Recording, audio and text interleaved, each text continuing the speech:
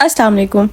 My name is Khadija Farooq and today we are going to talk about codicil and probate. जब भी हम will को discuss करते हैं तो उनके साथ साथ ही कॉर्डिसिल और प्रोबेट का कॉन्सेप्ट भी आता है, क्योंकि विल की एप्लीकेबिलिटी हमेशा इंसान के मरने के बाद होती है।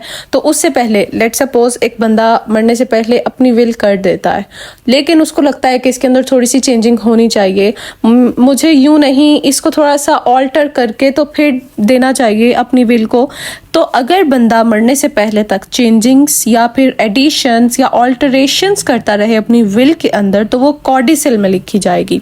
कॉर्डिसिल is a part of will. Codicil का कॉन्सेप्ट हमें रोमन लॉ से मिलता है, जहां पर कॉर्डिसिल का मतलब थोड़ा डिफरेंट था। इसका मतलब था फॉर्मल विल, और फिर इंग्लिश लॉ के अंदर कॉर्डिसिल का मतलब आया कि एक्सप्लेन करना या अमेंडमेंट करना ओरिजिनल विल के अंदर, और ये इंपॉर्टेंट पार्ट है ओरिजिनल विल का। उसके बाद वी हैव प्रोबेट। प्रोबेट की अगर हम डेफिनेशन देखें तो this is the copy of a will certified under the seal of a court of competent jurisdiction with a grant of administration to the state of the testator।